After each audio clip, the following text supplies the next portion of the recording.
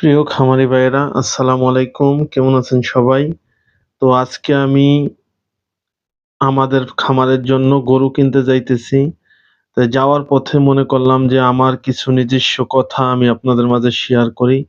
অবশ্যই কথাগুলো যদি আপনারা ভালো লাগে মানতে পারেন, না হলেও কোনো সমস্যা নাই। তবে আমি শুধু বলবো যারা আমাদের নতুন খামারি ভাইয়েরা ২ টা ৩ টা গরু দিয়ে খামার শুরু করবেন তাদের জন্য।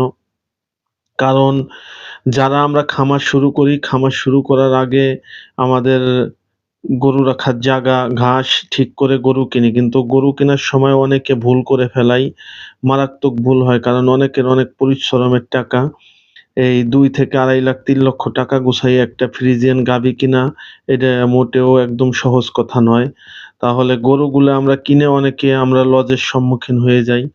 তাই আমি আমার নতুন খামারি ভাইদের জন্য কিছু কথা বলবো যে দেখেন, যারা গরু চিনেন তাদের কোনো কথা নাই। যারা ভালোভাবে জাত চিনেন তাদের কোনো কথা নাই। কিন্তু যারা আমরা গরু না চিনি, যারা নতুন খামারি ভাইয়েরা যারা না চিনেন গরু, তাদেরকে বলবো যে আপনারা কোনো সময় আপনার গাভীন গরু কিনবেন না। গাভীন 2nd বিয়ান, 3rd বিয়ানের গরু আপনি কিনবেন না। আপনি যদি কিনেন তাহলে আপনার না হলে বাতের সমস্যা থাকবে। না হলে গরুর দুধ দোহনে সমস্যা থাকবে, আপনি বুঝতে পারবেন না।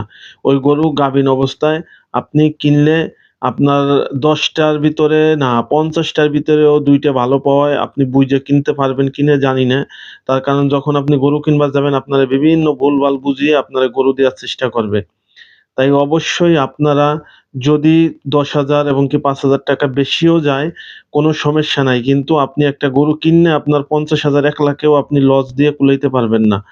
যদি ১০,০০০ বেশি যায় আপনি ১ দিন ছাড়া ২ দিন আপনার গরু দেখবেন, গরু দোয়াবেন যে ৪ বাটে দুধ সমান আছে নি তারপরে গরু কিনবেন।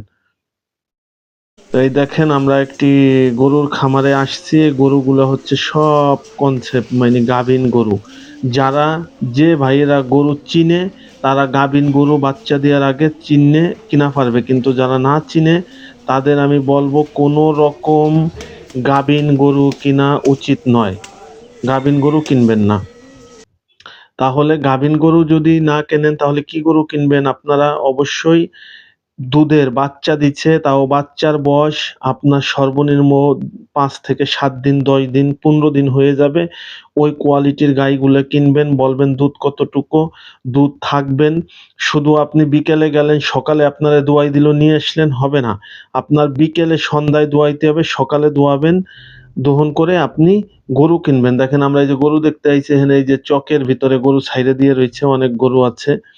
তো এইভাবে যদি দেইখা দুধ দহন করবেন এবং কি দেখবেন ৪ টা বাটে দুধ সমান আছে নি, তাহলে ইনশাআল্লাহ গরু কিনে আপনারা ঠকবেন না। আর যদি দেখেন যে ১ বাটে দুধ কম বেশি আছে, সে গরুও কিনা যাবে না। আগামী ভবিষ্যতে সেটা ম্যাস্টাইটিসে আক্রমণ হওয়ার সম্ভাবনা থাকবে। ভালো থাকবেন সবাই, সুস্থ থাকবেন।